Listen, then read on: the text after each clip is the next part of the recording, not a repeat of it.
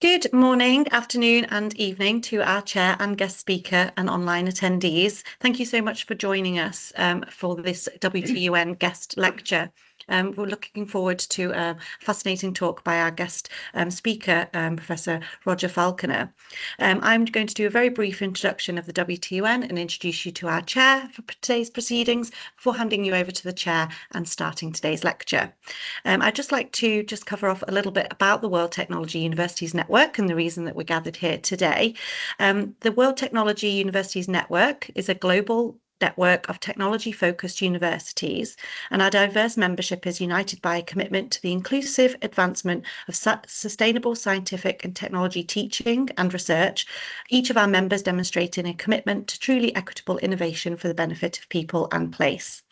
WTUN members together deliver teaching, research and innovation, which each with a direct benefit to people and society, driving technical and social innovation and entrepreneurship, developing graduates who are global citizens and capable of being the leaders of the future, working closely with local, national and international government, industry and other organisations, promoting interdisciplinary cooperation with a demonstrable impact. Please may I thank our chair for today's event, Professor Iqbal Mujtaba. Professor Mujtaba is a Professor of Computational Process Engineering and is the Associate Dean, Learning, Teaching and Quality at the University of Bradford. He's a Fellow of the Royal Academy of Engineering, Fellow of the Institution of Chemical Engineers and a Chartered Chemical Engineer. He's currently an Honorary Professor at several universities, including East China University of Science and Technology, University of Jordan, Bangladesh University of Engineering and Technology. Professor Mujtaba is actively involved in many research areas, including dynamic modelling, simulation, optimization and control of batch and continuous chemical processes, with specific interests in distillation, industrial reactors, refinery processes, desalination and wastewater treatment. His current research focuses in the area of energy and water, two of the four key challenges areas for future chemical engineers as identified by IChemE. Without further ado, I will hand you over to the chair for today's proceedings, who will introduce himself and our guest speaker. Thank you. Hello again. Good afternoon, good evening, and good morning, wherever you are. It's a great honor for me to introduce Professor Roger Falconer. Roger is Emeritus Professor of Water and Environmental Engineering at Cardiff University and was Professor of Environmental Hydraulics at the University of Bradford from 1987 to 1997. He has managed a wide range of projects on water environmental modeling and has been involved in over 100 environmental impact assessment studies worldwide. He has published extensively in the field and advises practitioners and government agencies worldwide on water issues. He regularly gives lectures and TV interviews on flooding and water security. He is a Fellow of the Royal Academy of Engineering and a foreign member of the Chinese Academy of Engineering and Honorary Doctorate of the University of Bradford. I'm very pleased to invite Roger to give us a very important talk on water with the title Global Water Security Need for a Holistic Approach. Roger, to you.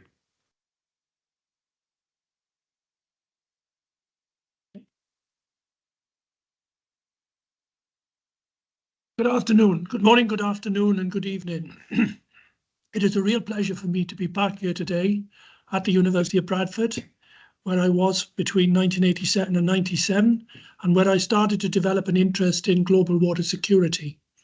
And over the years, I've learned that there's a need for us to adopt a holistic approach. I'm going to cover two aspects of this today. I'm going to first of all start off on global issues and why it's important that we address the issues of water security globally. And I'm also then going to take a particular piece of research, which I started when I was in Bradford and which has been ongoing for 20 odd years in the UK, and how we learned the need to look at the regional problems on a holistic approach too.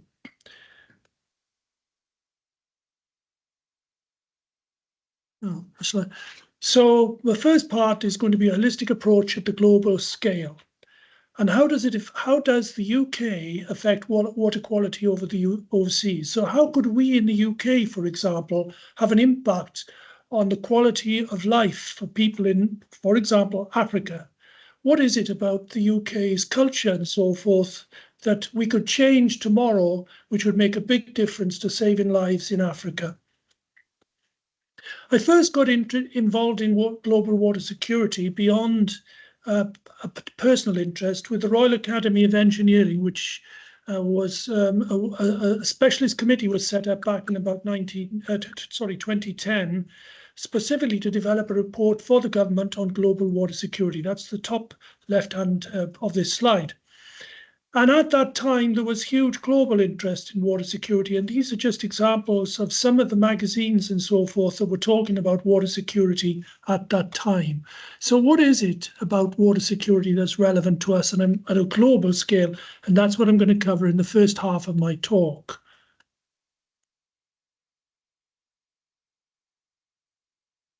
So if I look at a map of the world, this shows you a pictorial image. The total global volume of water is 1.4 billion cubic kilometers. However, only 35 million cubic kilometers consist of fresh water, and that's what we need to survive on the planet today. But much of that is wrapped up in ice, so only 105,000 cubic kilometers are accessible to us as human beings living on this planet together. In other words, just 0.01% of the total volume of water on the planet today. And here you can see that very small dot on the left-hand side below the map. And that gives you a comparison between the scale of the map, which shows the 1.4 billion cubic kilometers vis-a-vis the dot. So we've got very little fresh water between all of us living on this planet today. We then have climate change. We have Stern Committee in the UK in 2006, the IPCC in 2019, and subsequent discussions and so forth on climate change. At the moment, we're hoping to confine ourselves to a 1 to 2 degree increase in temperature over the next few centuries, which would put us in the area where we would have increased challenges with water, but these would be mainly small mountain glaciers. They would disappear and water supplies would be challenged in several areas. However, this is really quite optimistic at the moment, and it looks more likely that we're heading much more towards 3 degrees increase in temperature, global temperatures by 2100. If we have that challenge ahead of us, if we have that challenge arise at the end of this century, then you can see the challenges are much more serious, significant decrease in water availability in many areas across the world, including the Mediterranean and South Africa. Sea level rise would be quite significant, and so on. The other challenge is population growth. Now, back in 2009, Sir John Beddington, who was then the chief scientific advisor to the government, gave an important lecture called the 2030 Perfect Storm. And in his predictions, he took cognizance of the fact that we were expecting the world's population to rise by 33%. It was 6 billion at the time. We were expecting it to rise to 8 billion by 2030. We've already passed 8 billion and we're not yet at 2030. So if assuming we only got to 8 billion by 2030, what are the needs that we would need to provide a reasonably quality of life for this population of 8 billion? We would need to increase our food resources by 50%. We would need 30% more water to deliver that food, and we would need to provide 50% more energy. Then we turn to the Sustainable Development Goals. These were very ambitious, and in my view, they were never going to be achievable. For example, 6.1, achieve universal and equitable access to safe and affordable drinking water for all. In my experience, there are many countries who are never going to be able to achieve that by 2030, even with the best of intentions. And what is the point of producing a goal if we know full well that globally we cannot deliver it, at least in that timescale? Nevertheless, it was good that we have these goals and the focus on sustainable water. So let's look at some of the issues we face today. Water security. The ancient Romans had better water quality than half the people living on this planet today. Only 63% of the world's population have access to improved sanitation. So we're a long way off where we would like to be, which is 100% here.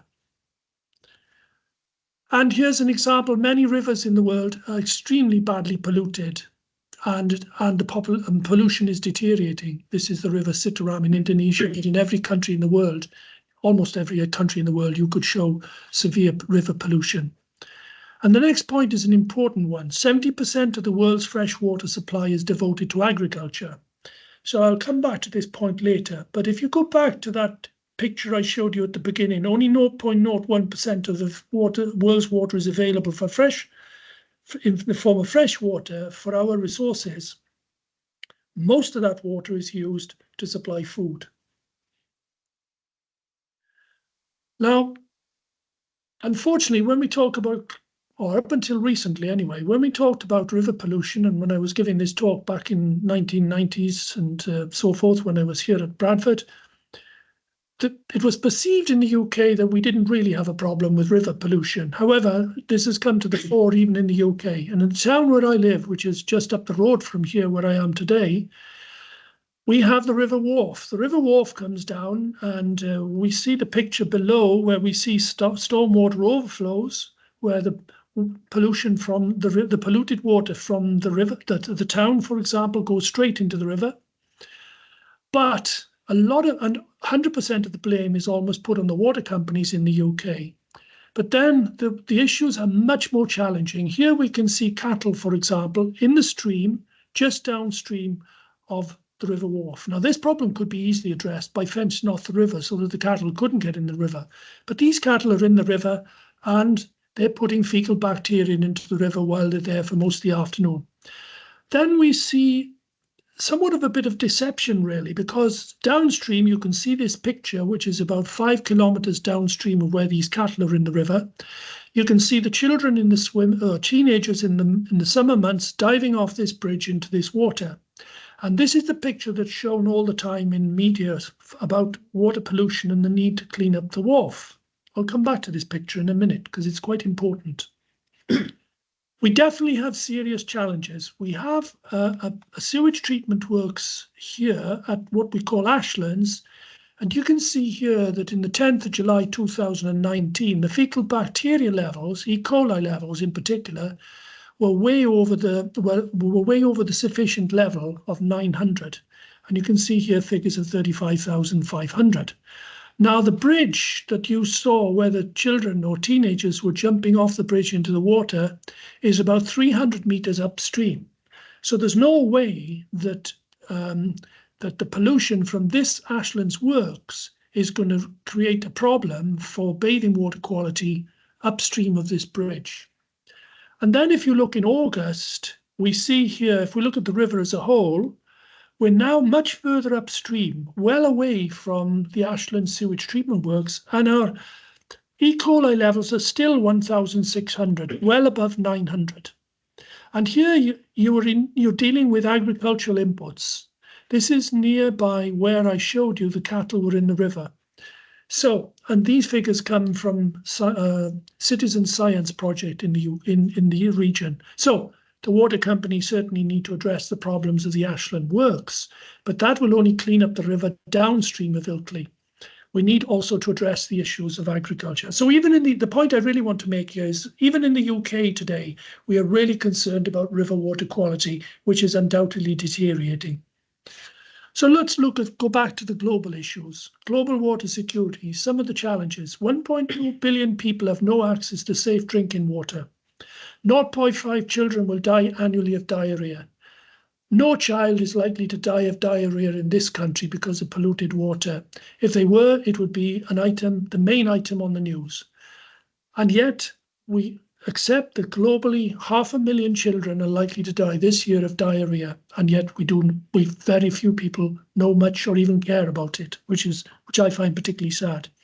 2.4 billion people have no access to basic sanitation, and 3.5 million people are likely to die from waterborne diseases directly. Women in developing countries walk typically 5 kilometers daily to get 20 litres of water for the family.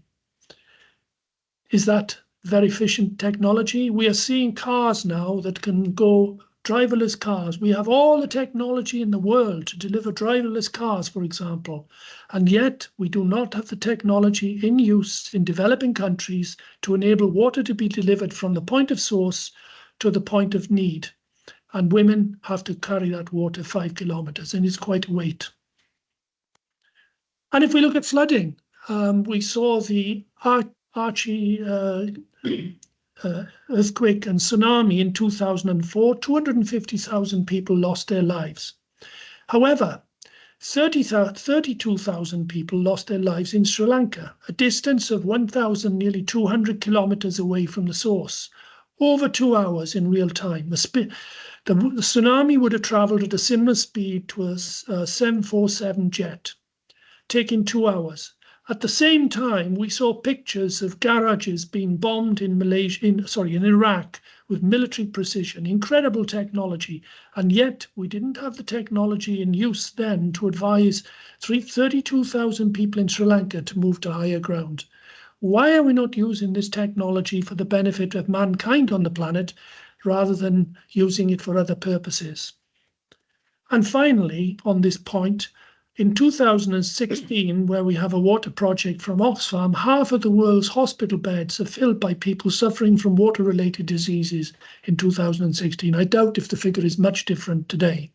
So globally, we face a massive challenge, but these challenges are primarily in developing countries. So I'd like to turn now to the water, food, energy nexus.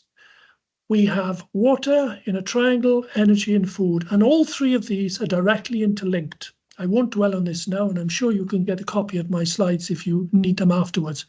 But we need water for cooling in hot countries, for example, to provide energy, and we need energy to provide water and pump water from A to B.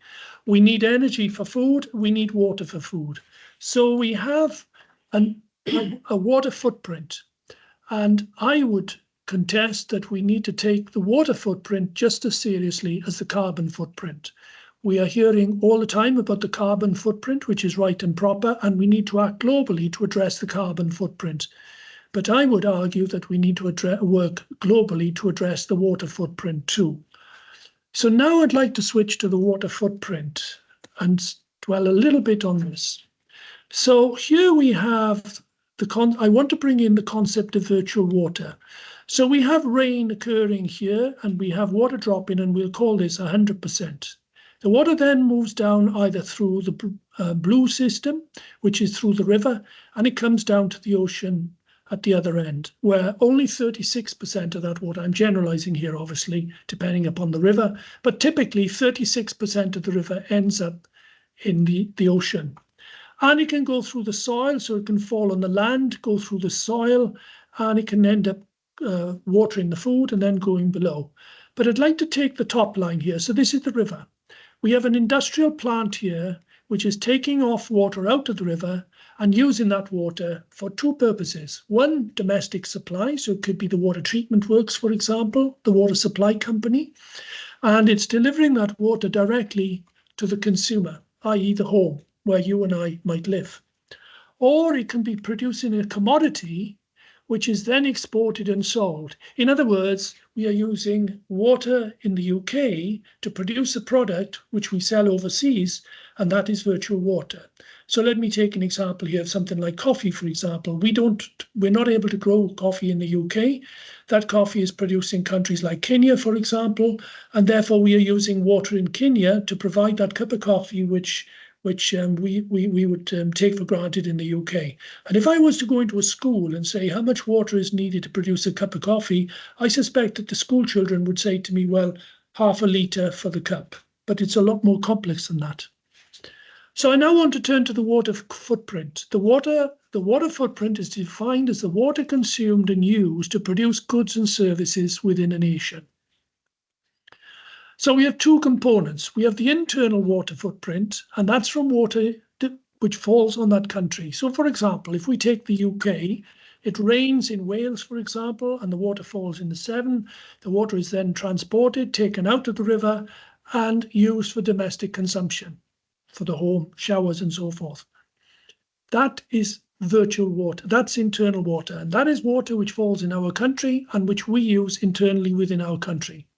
Then there's the external water footprint, where we take water from one of our rivers, for example, we take it into an industrial plant, we produce a product, which we then sell overseas. That is an external water footprint. And likewise from another country where we're bringing in a product from another country into the UK. So the water footprint of a nation, such as the UK, for example, is the water used internally, i.e. our water, which falls on our land. And then we have the net virtual water, which is imported. So that commodity or product that we import into the UK, and that water that's used in another country, minus products that we might supply overseas, which use UK water. So that is the total water footprint of a nation, and that is really what matters to us.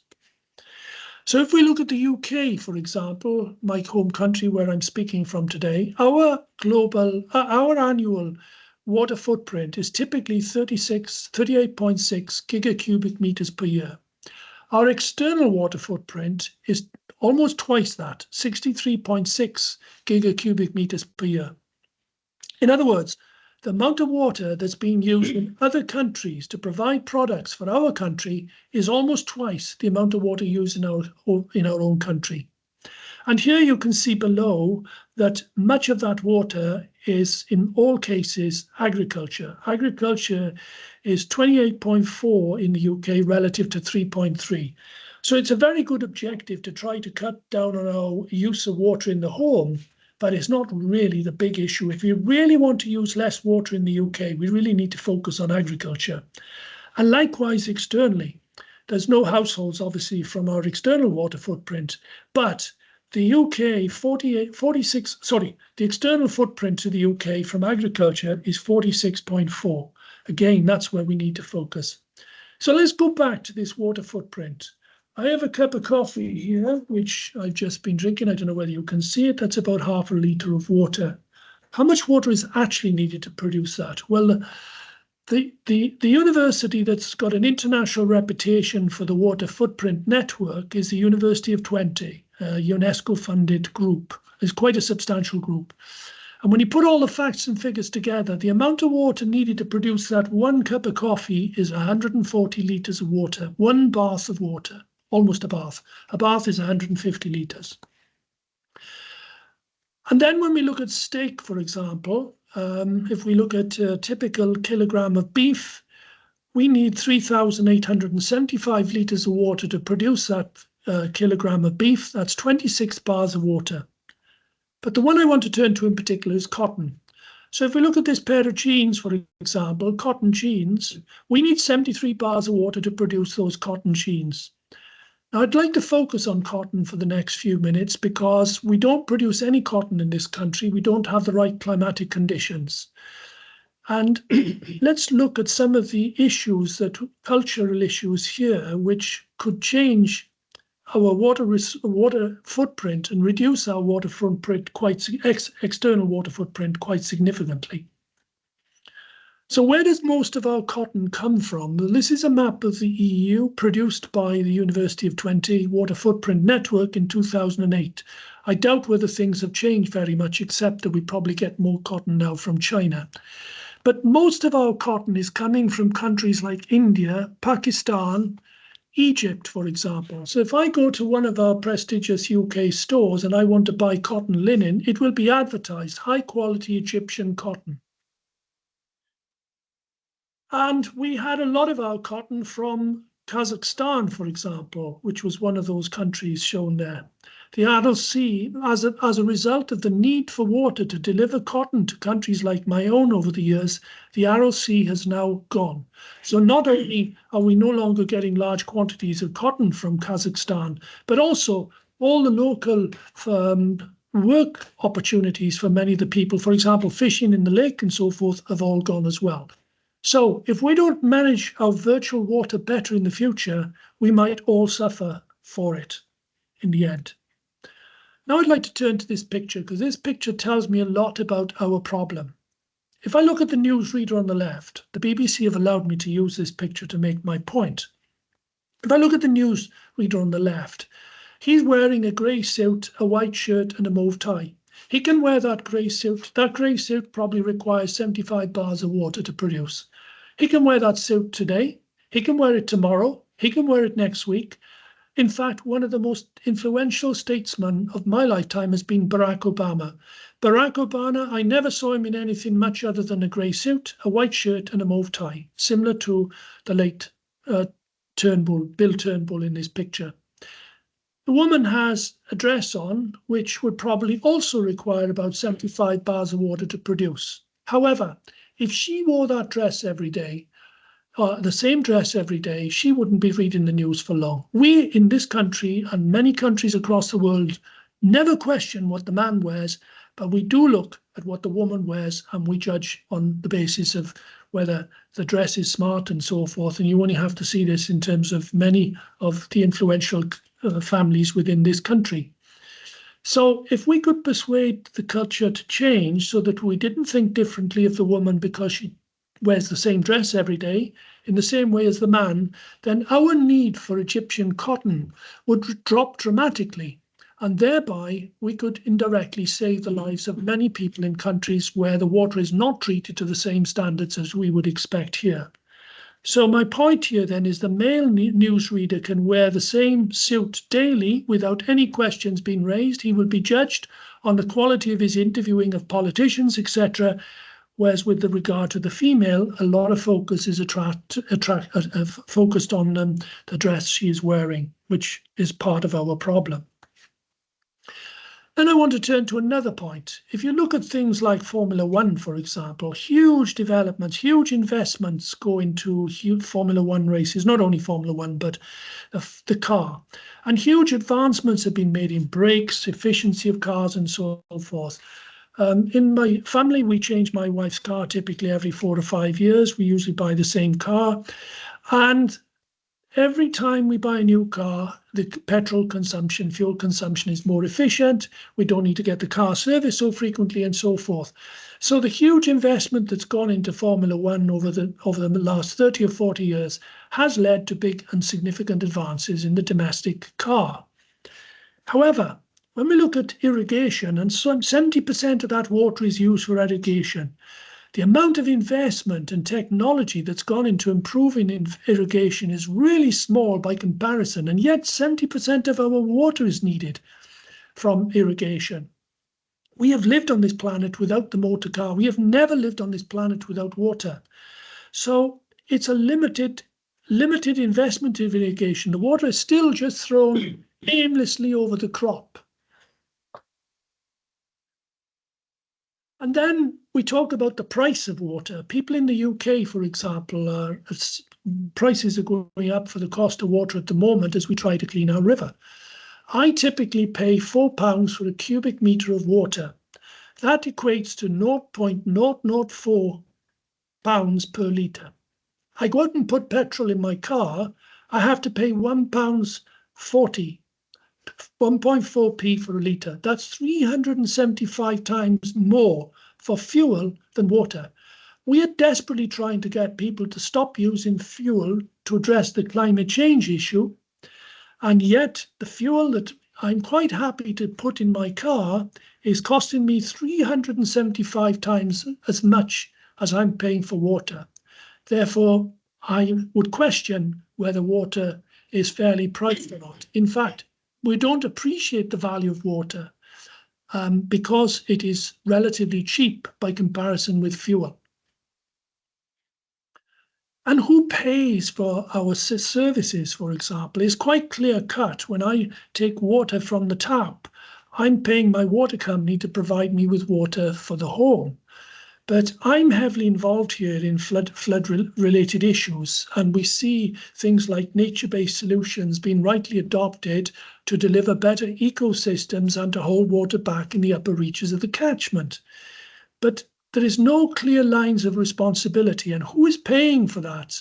So this is where, again, we have the virtual water. The virtual water costs needed that need to be included in the crop production, but they're not. So we have nature-based solutions put in place, which are fine to start with. Then we have a big storm, very often damaging the woody debris dams and so forth, so they're no longer operating efficiently. And no one ultimately is responsible 5 years down the line for maintaining them. Now, if I have a leak in my water system delivering water to my home, then it's the water company's responsibility to fix it. So we need a better funding system for water, so that the ecosystem services are better costed and better paid for. And here, when we turn to some of the developing country issues, for example, we have various fertilizers, for example, put on the crops to grow the crops, and that pollution is discharged straight back into the stream and not treated, and then further downstream, that water is probably, young children have been swimming in that water. I've been to many countries in the world where I've seen children swimming in very, very polluted water. And that pollution can often be phosphorus, nitrates, and so forth. So what are some of the solutions? Well, vertical farming has certainly been adopted in countries like the US and been developed, where we are now building rooms, very large rooms, which can grow crops under very, very high-tech farming, so controlled humidity, controlled temperature. We can grow crops like strawberries in the middle of winter with very low temperatures. No pesticides are used to grow these crops. No bugs are allowed into the system. They're almost treated like operating theatres, and we can grow as much in terms of crops from 1 unit of land in a vertical farm relative to 350 times as much on open land.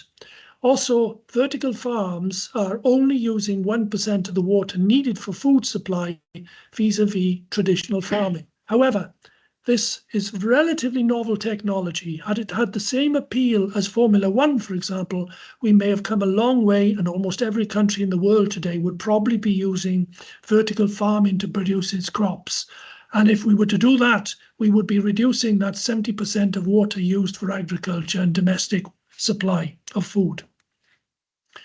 Other issues, we're facing poor ecological status in many rivers, because this is the system we have. We abstract water upstream, we distribute it around the city, and then we discharge it back into the ocean. And we really should be discharging the water treated back into the river where we've taken it from.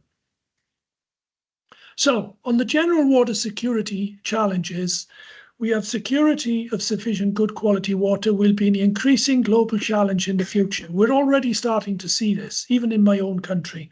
There are growing concerns here about water quality in rivers. We have growing international concern about water quality in rivers, groundwater, coastal zones, and oceans. We've just seen royalty in this country expressing concerns and picking up on Sir David Attenborough's comments about pollution of the oceans and the damage we've done to the oceans. We see concern about global water pricing being raised regularly, but I would argue that water is relatively cheaply priced. We can live on this planet, and we will do in the future, without petrol, for example, 375 times the cost of water, yet we wouldn't last more than a couple of days without water. So, and this is particularly relevant for virtual water treatment and ecosystem services. So what is it we require? We require much better education at the global scale, and this is required to deliver sustainable water management. We need to be including multidisciplinary teams to address the challenges of water sustainability. And we still really have, in most countries, civil engineers, chemical engineers, mechanical engineers, electrical engineers, ecologists, and so forth, all really still working in a siloed structure, rather than addressing the problems universally. So now I'd like to turn to the point about the need. So here you can see from my previous talk that we need to address the issues globally. And in my opinion, we need to treat the water footprint, in just the same way as we're addressing and focusing world attention on the climate carbon footprint. I'm now going to talk what I've learned from this, the need to address things globally rather than locally. But I found even in the UK, we have needed to address things even regionally at a holistic approach rather than on a piecemeal basis. And I'm going to take an example which I started working on here at the University of Bradford in about 1990. And this relates to Blackpool and the beach here, which at the time was one of the most popular beaches in the UK. I don't know where that red thing is coming from. Excuse me. And one of the problems was Blackpool Beach was failing at that time to comply with the 1976 EU bathing water agreement. And the concern was assumed to be a long sea outfall which was built at Blackpool to take the water into Loon Deep. And this was a compliance point here at Lytton St Anne's, and we were failing to meet the Bathing Water Directive, the 1976 Bathing Water Directive at Lytton St Anne's. You can see how popular Blackpool Beach was in 2018. And if you go back to 1965, before people from this country went to other parts of Europe for the summer holidays, you can see how congested Blackpool Beach was. So Blackpool has always been one of the favourite UK beaches. So back in 1976, we had in the 1990s, I started working on trying to address this problem with, as it was then, North West Water, today it's United Utilities, failure to meet the 1976 EU Bathing Water Directive. Storm sewers and sewage works were regarded as the main problem, and stormwater overflows, and this is still a major concern here today. Lots of surveys were carried out, but we couldn't really establish what was the source of the problem back in those days. So at the university here where I'm speaking from today, just on this slide, these are some of the issues, some of the solutions that the North West Water came up with in the 1990s. They spent 500 million, which was a lot of money then, in 1993 to 96, to improve their assets. They built 3 new sewage treatment works and 5 new pumping stations. So in 1995, and at Bradford, we had already started a PhD student before that on trying to model the flow issues here, and we were modelling the whole of the beach, and we were modelling up to the tidal limit in the Ribble. So we developed a hydroepidemiological computer model of this region. We quantified the impact of the sewage inputs into the River Ribble from the towns nearby up to the tidal limit. And we studied the influence of a whole range of parameters on the water quality, winds, tides, river flows. We allowed for continuous and intermittent source inputs, and we incorporated land use changes. And we proposed some management strategies. We had very good agreement between the hydrodynamics. Here you can see water levels and velocities. And that wasn't a good thing at the time, because if you were producing good predictions of the hydrodynamics, it was very difficult to get research funding, because people would say, well, your model is working fine, so why do you need any more funding? But then what I realized, we needed to work with epidemiologists and start to build a multidisciplinary team. And when we did that, I found we were getting much better predictions of fecal bacteria in the river, for example. Here you can see under dry weather conditions, we were predicting quite closely the figures that were shown there, which were up to 1,000, which was meeting the Bathing Water Directive. But then under wet weather conditions in the river, we were again predicting reasonably well, but the figures were up to 40,000, for example, as you can see here, which was well above the compliance levels. So it was not surprising that the river was failing. The compliance point was leading to failure under wet weather conditions. Here you can see a simulation from that computer modelling work done at Bradford at the time. And you can see if it hasn't been raining for the past 3 days, then the picture on the left shows you the levels of bacteria at the compliance point, which is the black dot. And you can see that there's no compliance issues. We're well under the 1976 bathing water bacteria criteria. On the other hand, if it had rained in the 3 previous days, we can see that yellow is 1,000 to 5,000, which means satisfactory, at best, satisfactory bathing water compliance at the black dot. So it was quite clear to us that the real issues of the beach, the Fylde Coast beach, was something to do with the river. So back in 2011, I won't bore you with the details of this slide, we did a lot more work and we looked at the whole project much further up into the catchment. And we wanted to look at the issues with the source to sea. So we wanted to adopt a holistic approach right from the clouds dropping rain on the land, and that water package, which could have some fecal bacteria picked up from animals on the land, for example, under wet weather conditions, bringing it down the river. It could then go into the sewer system as well. Excuse me, it would go into the groundwater. We would have 1D model for the river, 2D model for the estuary, and 3D model in the ocean.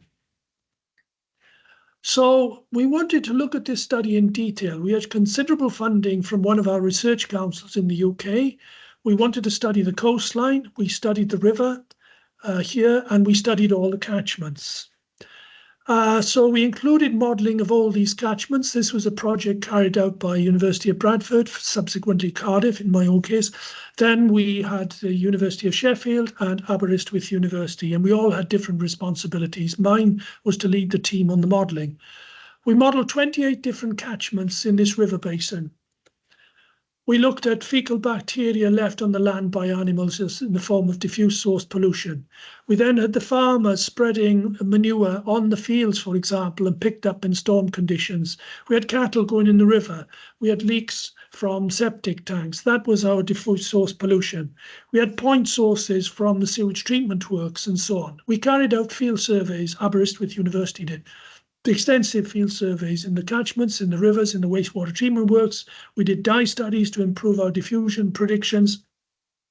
We measured the hydrodynamic conditions in the coastal bathing waters, and conditions were done at night and day. And most water quality studies in the UK, even to this day, do not include sediment transport. It was perceived to be not a big issue. However, what we found was an underprediction. Now we were going right up into the upper catchments, and yet we were still failing to underpredict the bacteria levels in the estuary and going to the coast. And with working with the epidemiologists, it was felt that we should include the sediments and the bacteria into the sediments, absorbed onto the bacteria. So the particle is coming up, the bacteria is absorbed onto the sediments, it drops to the bed, it's dormant, so it doesn't decay very much. The next storm comes along 3 or 4 days later, picks up the sediment back from the bed, and then the bacteria is deabsorbed from the sediments. So not only can bacteria be moved by the water column and dilution itself, but it could also be moved by the beds and absorption onto the sediments on the bed and reintroduced into the water column. So we looked at this in detail, and we took detailed measurements of the bed and suspended sediment bacteria levels, in other words, sediment in the water column and sediment on the sediments in the bed. E. coli levels on the sediments in the bed. And we find here that the blue line is the water column, the green line is the bacteria levels on the beds, and the red line is the bacteria levels in suspension. So we could see from this data, or these data, that the levels on the bed were quite significant. So now we've gone right up to the catchments, and we see that this problem is much more complex. Now we model E. coli, including sediments, for example, and by adopting a holistic approach in much the same way as looking at the holistic approach of virtual water for global water, we can see here that we now get a better understanding of what's causing the pollution problems on the Fylde coast. And we can see that sediment and agriculture on the land is an important contribution. It may not be the main source, but it is an important contribution. So my conclusions are that climate change is increasing the impact on water security, and we need integrated global water solutions. Virtual water is very important for us to understand. If we ask anyone in the British public, for example, what is the amount of water needed to produce a cotton dress or a cotton suit or a cup of coffee, they will grossly underpredict the amount of water needed, and they will not appreciate that much of the water needed, for example, to produce a cup of coffee is in a developing country rather than here, because we do not grow coffee here. Oh, sorry. And water security, it needs an integrated, holistic-based approach, both globally, as you saw from the first part of my talk, and regionally for the second part of my talk. So it's no good trying to address water pollution issues in Ilkley by just considering the inputs in Ilkley. We need to consider the whole river, the River Wharfe, for example, and we need to manage water security from the very top of the catchments in the Wharfe right down to where the Wharfe enters the Humber and then goes into the sea. We need hydroepidemiological models, and it's all very well for people in engineering to be experts in hydrodynamic modeling or numerical methods, but we're too quick to spend an awful lot of time modeling and measuring the resistance of flow in a river, and then go into a textbook on bacteria and epidemiology and bacterial decay, taking a value out of a textbook and assuming we can specialize in that area. Here we need to work with biologists, chemists, and so forth, and we need to address water pollution holistically, bringing in all the components of pollution: chemistry, biology, ecology, and so forth. And finally, sediment transport from our study in adopting a holistic approach was very important in terms of E. coli transport, and one of the key causes attributable to fecal bacteria failure along the Fylde coast was agriculture. I'd now like to show you this film, which I think is very powerful and it's meant a lot to me over the years, and I still think about it a lot when I come to look at these issues.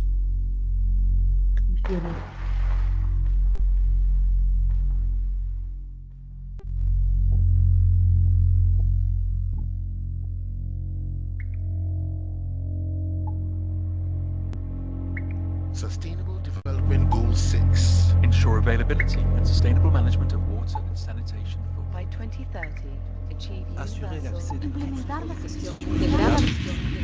What is a goal if not a promise? And what is our promise worth if we do not keep it? Water, our most precious resource.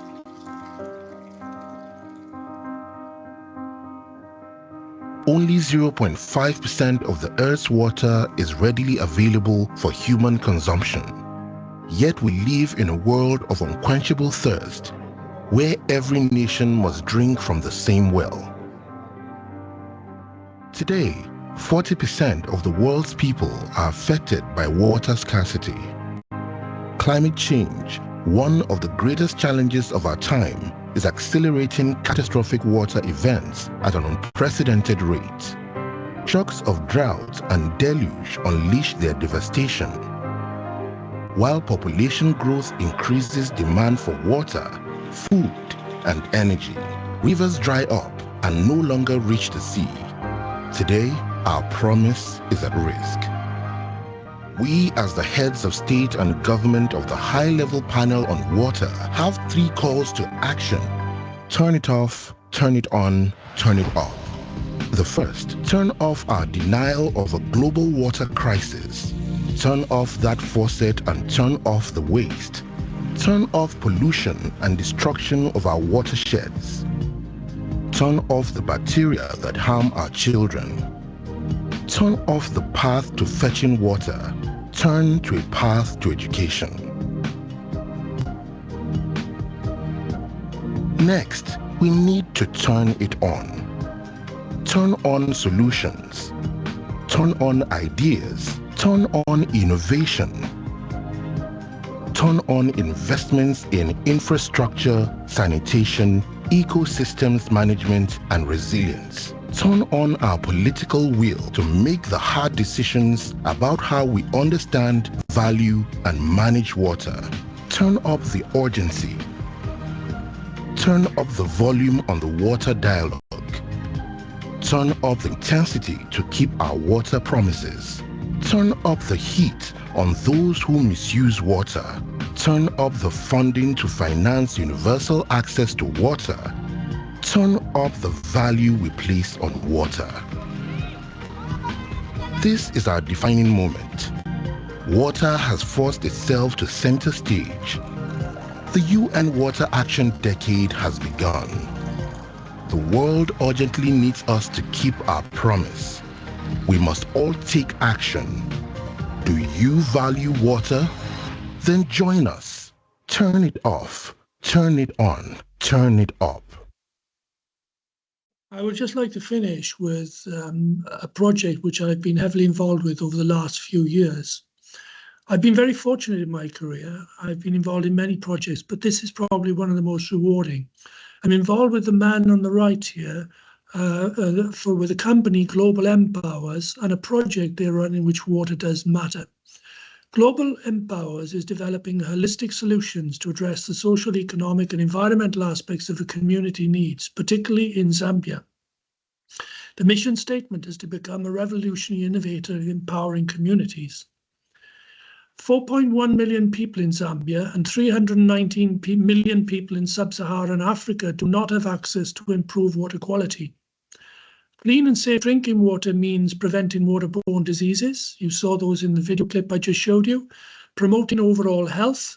We need to try to raise the quality of health in many of these countries to that of which we're used to in Europe and the UK, for example. We need to help raise the level of water for economic development, and we need to protect the environment and ensure social justice. So in this project, we have been cleaning up the water in some of the most deprived communities in the world. This person was relatively wealthy in Australia and decided to return to his home and set it as his goal for the rest of his life to clean the water up in Zambia in the first instance, and then the rest of Africa. We are cleaning the water here through the support of various companies. Through Vigor Aqua, smart solar is used to provide the energy. And we are delivering water to the homes directly, so the women no longer have to walk typically 5 kilometers to collect water. And here you can see the situation by a local artist. The paintings are selling at about £800 each, about $1,200. And these are two separate paintings, but this is the Water Does Matter project, and clean water is being provided here to the children in these villages, and the women no longer have to walk to get the water. Thank you very much for your interest in my talk. I hope you may have learned a few points, and I hope that you will promote the value of water in your own countries. Thank you.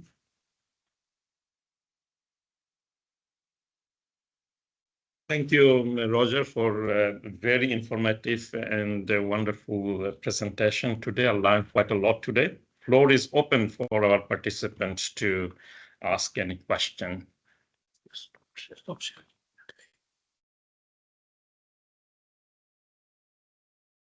Right. Any question from the floor? You can unmute yourself and can ask the question. Okay, maybe I will ask the first question. We have got a question here. Liz Print. Yes, Liz, do you want to ask a question?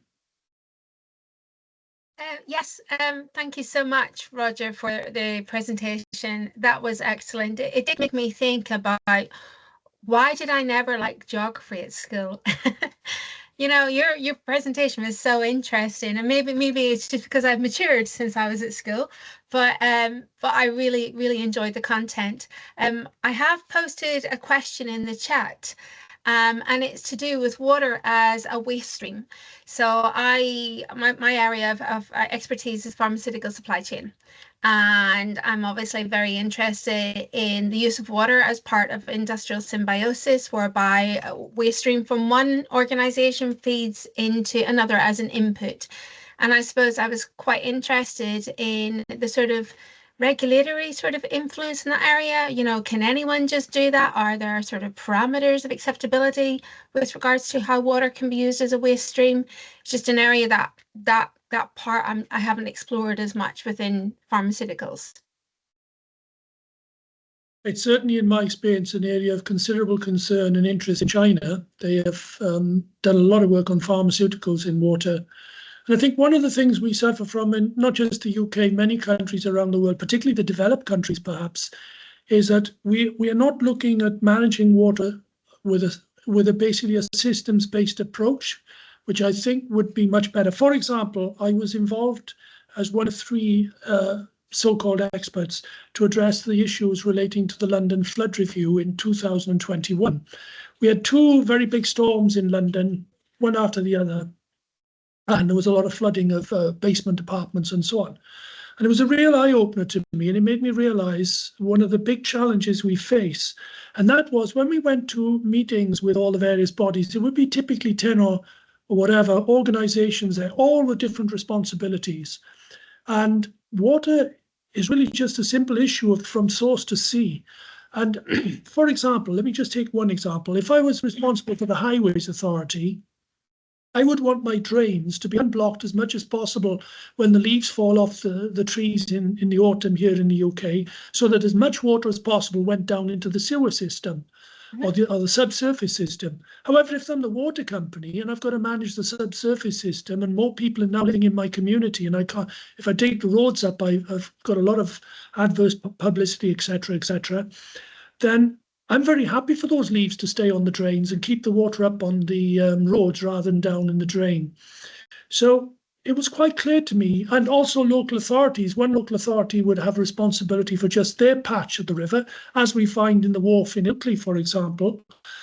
And the next local authority further down the river had a different set of objectives. They had to look after their own people.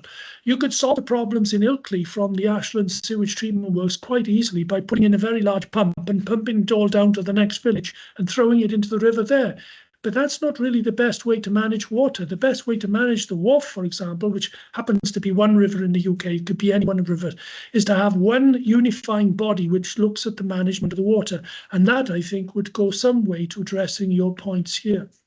And just to make the point, I find that in various other countries. If you look at China, for example, they have the Yangtze River Basin project, which brings all these teams together to address. Okay, they've come from a much. We've been looking at cleaning up our system since the Victorian times. They've only started really in the last 3 decades, but I think their structure in addressing the challenges. Again, in Malaysia, you've got the Department of Irrigation and Drainage, for example, which is the main body managing water. So I think the structure is an important one in addressing some of the issues you've raised here. Okay. Yeah, big fan of system dynamics. So yeah, that answered perfect. Thank you, Liz. Thank you, Roger, for the answer. Any other question from the audience? Right, I can maybe ask Roger. You mentioned about phosphorus, about the going into the water stream. In the UK, we are seeing flood quite often, right? And I was talking to a consultant who is now involved in looking at developing a sensor for measuring phosphorus, because due to flood from the agricultural land, phosphorus is being leached into the water stream. So have you observed anything, or do you want to share your experience about UK phosphorus leaking into water stream? Okay. Can I give you an interesting observation that I've made over the years? And first of all, it's public perception that's really important. So I have been to various social clubs to speak on water security, for example, Probus, Rotary clubs and so forth. And if I agree to talk on water quality in the UK or whatever, usually it's just the people that belong to that club turn up to the meeting. If I say I'm going to talk on, and that would include perhaps phosphorus modelling. If I put in my title fecal bacteria and modelling fecal bacteria, all of a sudden people say, do you mind if I bring my wife along? Or do you mind if I bring my husband along, perhaps? But all of a sudden it's a much bigger audience and a much wider audience. And that's part of the problem here. If you're talking about fecal bacteria and fecal waste in a river and your children are swimming in the river, you're very concerned about it because you don't want your children swimming in someone else's waste or an animal waste in particular. If, however, your children are swimming in water which is polluted with phosphorus, it doesn't have the same clout.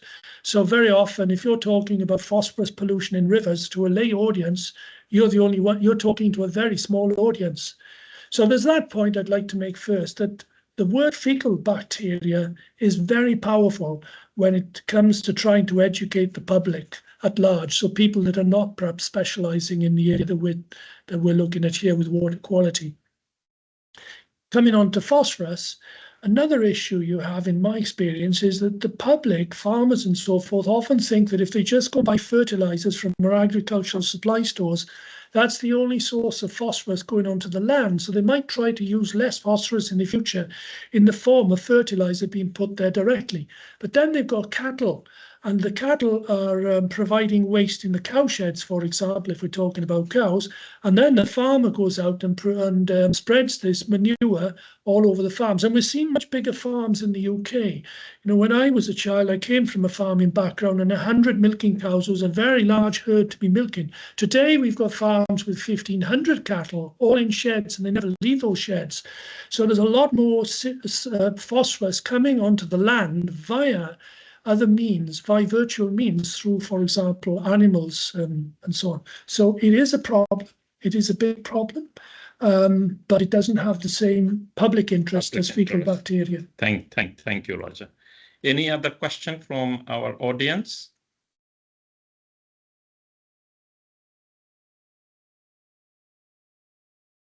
You to read. Sorry, water quality has been raised as an issue with those doing water sports for over trials. Are we failing in our responsibility? Yes, I mean, the problem is the water companies have, what's happened, in my view on this front, you have a town with a population of, let's say, 12,000 or whatever. You have a sewage system which has been put in place and I live in a town with a population of about 12,000, I think, in Ilkley. You have a sewage system was put in place probably after the Victorian times and hasn't really been updated much since then. There hasn't been a lot of pressure, so we've now got pressure coming from two sources. Population has increased, and therefore the population density has increased. So many towns have got much higher levels of population and have increased quite considerably. We're seeing that now. If you just take a small village downstream from where I live, there's a small town called Burley in Wharfdale. 500 new homes are being built there, and that's going to double pretty well the population of that town and so forth. And I doubt whether significant changes are going to be made to the water sewerage infrastructure. That's the first point. The second one is that storms are becoming much more intense. So I do have some sympathy with the water companies here, because they're facing two problems which have come on them almost overnight. One, a rapid increase in the urbanization of towns and communities, and they haven't got the time, not so much the time, but the resources to change the underground infrastructure to accommodate those changes. And secondly, there's no doubt that climate change is becoming much more accepted. And I'll give you one example of that, if I may. When I was at Bradford, I was giving talks regularly on flooding around the UK to again, organisations like Rotary clubs. And no one really took climate change seriously in those days unless they were well educated in the subject area. So you would go to a club, for example, to talk on climate change and the impacts climate change was going to have on flooding, and they really wouldn't believe you. And then we had the 2004 storm in Boscastle, where in the middle of July we had a massive storm, a 1 in 400-year flood. 100 cars were picked up in a car park and transported into the coast. We did work on that here at Bradford University. We started on work on that in Bradford University and published many papers on it. That was a great eye-opener for me, because it made me learn about how cars move and people move in floods. And even how the UK is using an equation to look at the flood hazard formula, which is based on velocity times depth. If you imagine a child standing in a river, for example, which suddenly rises in depth due to flooding, you really want to know how stable is that river for this teenager to be crossing it, whereas he or she has crossed it many times before and not lost their balance and so forth.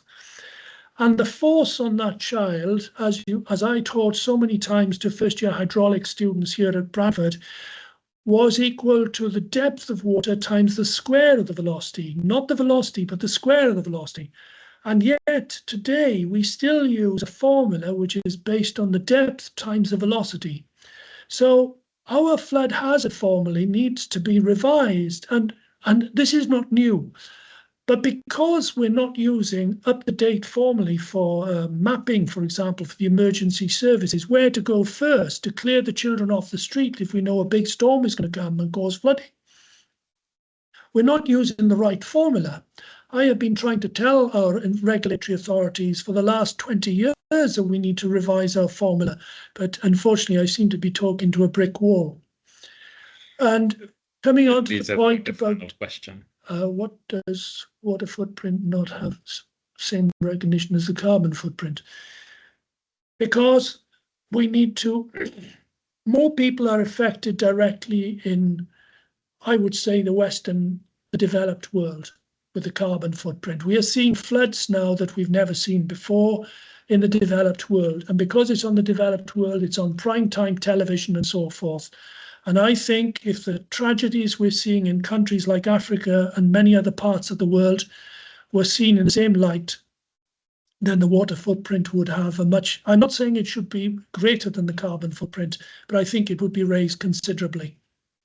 I mean, most children today in this country and most countries in the Western world are aware of climate change. My grandson is 7 or 8 years of age, and he's always asking me about issues to do with climate change. He wouldn't know about the water footprint. It wouldn't enter his head, and no disrespect to my own grandchildren. But I think that we need to see it raised on the political scale. And I fear, unfortunately, until it's hitting us in the West and the developed world, it's not going to get the same attention as the carbon footprint, sadly, in my view. So do you think that there should be a water lobby joined with the environmental lobby group? Because they're very strong, isn't it? I would like to see that. Thank you. Right. We're near to the end of our seminar today, I believe. And then I would like to conclude with thanking Professor Roger Falconer again for his wonderful talk, eye-opening, I would say. I have learned many things myself today. And thank you, Roger, for coming all the way from Iqbal and to be with us today. Thank you. Pleasure. Thank you very much. Thank you. Thank you all.